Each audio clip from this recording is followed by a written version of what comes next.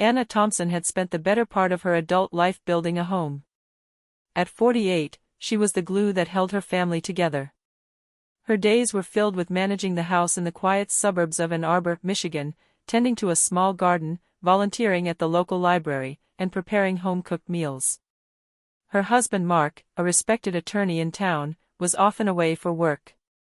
Their 2 children were now adults, David, 24, married and living nearby, and Rachel, 22, away at college. With their 25th wedding anniversary approaching, Anna poured herself into planning a surprise getaway for Mark. She remembered their early years, when money was tight but their love was abundant.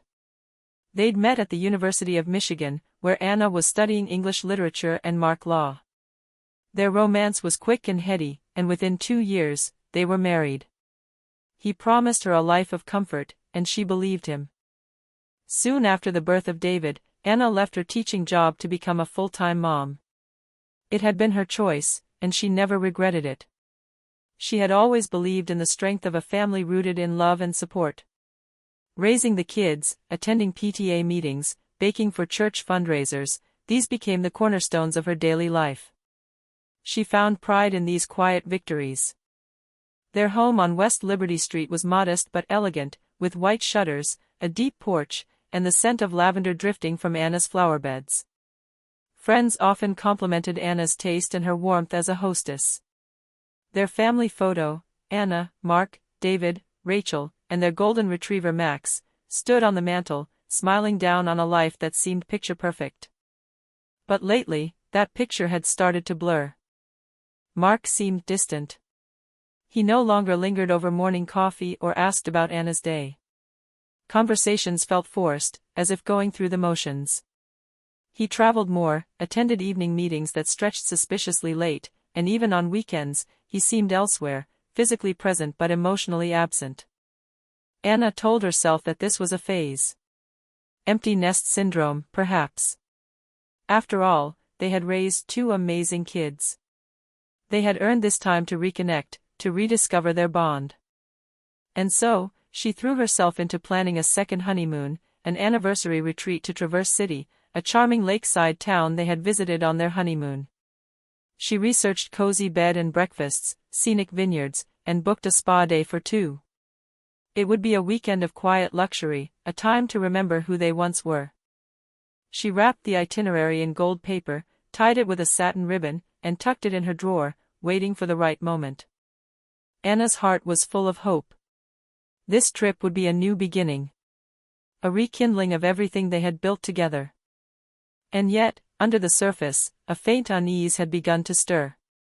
The kind that whispers, not shouts, that something is not quite right. It was the way Mark avoided eye contact when she mentioned the anniversary. The way he brushed off the idea of travel, claiming things were too hectic at the office. He'd always been dedicated to his work, but lately, it felt like an excuse. Still, Anna clung to the belief that love could weather anything. That a shared history, built over decades, mattered. That the man who once wrote her sonnets on hotel stationery still lived somewhere inside the weary man at her dinner table. She didn't know it yet, but the truth was about to shatter her world. For now, she looked out the window at the tulips she'd planted in the spring, smiling as Max rolled lazily in the sun. The house was quiet, calm, content. And Anna, ever the believer in second chances, lit a candle on the windowsill and whispered to herself, "Just wait. Things will get better."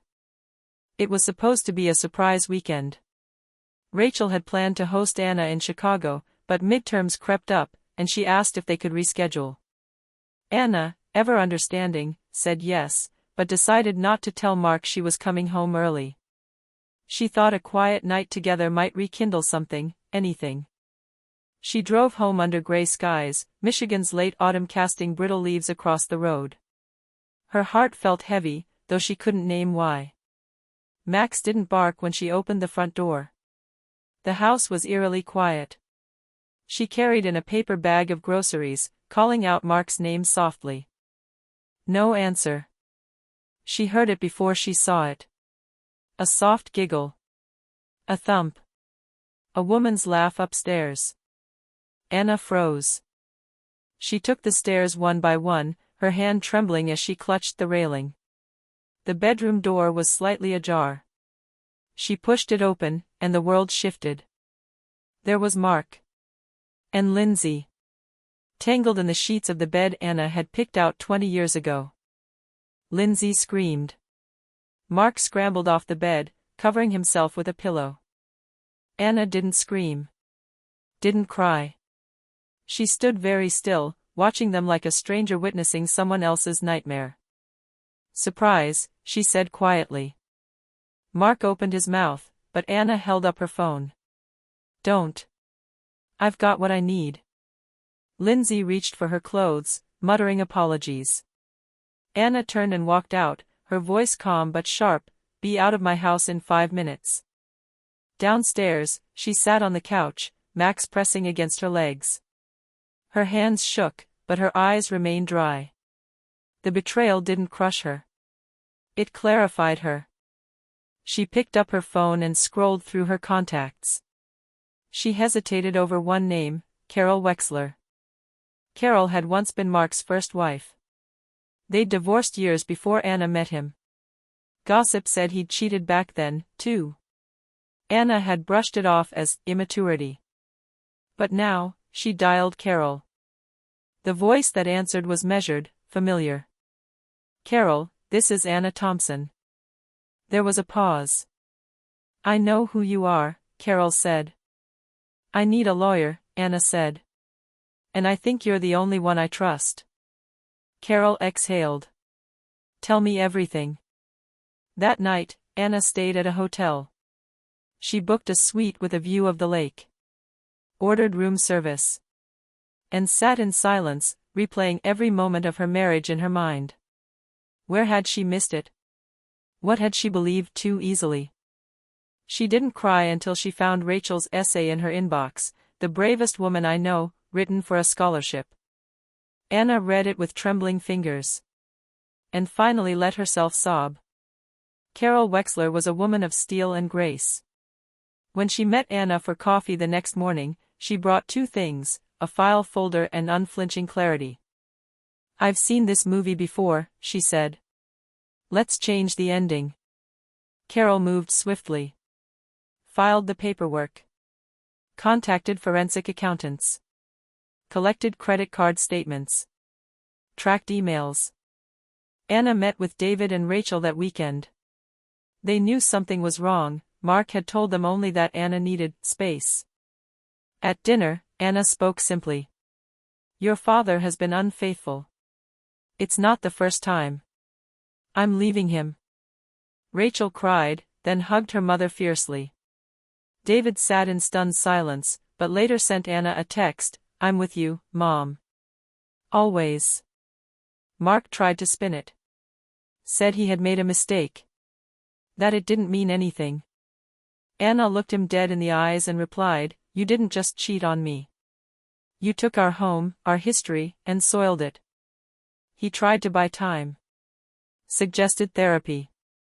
Anna, empowered by Carol, said no. The court proceedings began. Anna was awarded the house and half of Mark's retirement accounts. The judge, a woman with a stern expression and a soft spot for dignity, read Anna's victim statement aloud in chambers. Lindsay resigned shortly after a quiet HR meeting. Rumor had it she'd been offered a transfer and refused. Anna didn't celebrate. She reorganized the kitchen. Repainted the guest room. Donated half her clothes.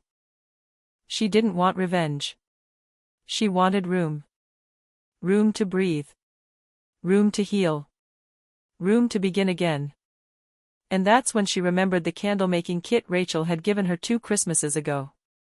It had sat in a closet, unopened. That night, she lit the first one she made. It smelled like cedar and smoke. She named it Ashes to Light. And smiled. The house felt emptier now, though Anna still lived in it. After the court gave her full ownership, Mark moved into a downtown apartment, sleek, cold, all chrome and glass. Their son David called it a bachelor's box. Anna didn't respond. The silence in her home was vast, but not unwelcome. She took long walks with Max in the mornings, wrapped in scarves and thought. She started journaling, something she hadn't done since college. Her entries were raw, half grief, half awakening. One evening, while reorganizing a closet, she found Rachel's old Christmas gift, a candle-making kit. She almost put it aside again, but something stopped her. She cleared the dining table, lit a few tea lights, and opened the box. Her first candle was lopsided, the wick off-center. But the scent, sandalwood and vanilla, filled the room with something peaceful. She named it, Still Standing. In the weeks that followed, candle-making became a ritual. She experimented with scents, bergamot, patchouli, rosewood, clove. Each one reflected a piece of her healing. She started giving them away, to neighbors, friends, her therapist. People asked if they could buy more. And so, she opened a small Etsy shop. She called it Soulfire Candles. The name came from a journal entry, I am not broken. I am burning through the lies. I am Soulfire. Orders trickled in, then flooded. A local gift shop asked to stock them. Anna had to convert her guest room into a full-time studio. The room, once reserved for in-laws and visiting friends, now held shelves of wax blocks, oils, molds, and boxes. The window looked out onto her backyard, and every morning she opened it to let in the light.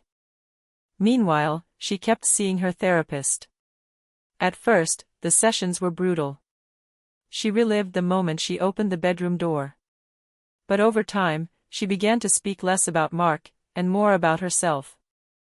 She said things she'd never admitted aloud. I forgot what I loved. I stopped dreaming. I thought love meant sacrifice. I was wrong. One afternoon, Rachel visited and watched her mother pour wax into jars, moving with focus and care. You look happier, Rachel said. Anna smiled, her hands steady. I think I am. She found joy in solitude. She read books for hours. Cooked meals just for herself. Painted the living room a warm shade of marigold. One night, as snow drifted softly outside, she lit a new candle. It was lavender and smoke. She called it, the quiet rebuild. And she knew she was becoming someone new, not bitter, but braver. The grand opening of Soulfire Candles' brick-and-mortar shop came exactly 1 year after her divorce was finalized. The downtown storefront had been a risk, financially, emotionally. But Anna knew she was ready. Friends brought flowers. Rachel arrived early, helping to arrange display tables. David and his wife brought cupcakes from a local bakery. Even Carol stopped by, leaving a card and a smirk. You beat him. Nicely done. Mark didn't come. Anna wasn't sure if he knew. She didn't care. The shop glowed that evening, warm lights, flickering candles, and the gentle scent of resilience in the air. She wore a soft navy dress and stood at the counter, welcoming each guest with grace. One woman, browsing the shelf labeled Healing Series, picked up a candle named Begin Again. This one smells like hope, she said. Anna smiled. That's what I was going for. Later, after the last guest left and the sign on the door flipped to closed, Anna poured herself a glass of wine and sat near the front window. She looked out at the street where lights twinkled and couples strolled, hand in hand. She didn't feel lonely. She felt light. From her purse, she pulled out a letter from Rachel. It had arrived that morning, handwritten on floral stationery. Dear Mom. I don't know how you did it, but you turned heartbreak into strength, and silence into fire. Watching you rebuild has made me believe that women can do anything. I'm proud of you. I love you. Rachel. Anna read it twice, then folded it carefully and placed it in her journal. She reached for one final candle. It was new. Unscented. Pure white. Its label read, For me. She lit the wick. And whispered, This time, I choose myself.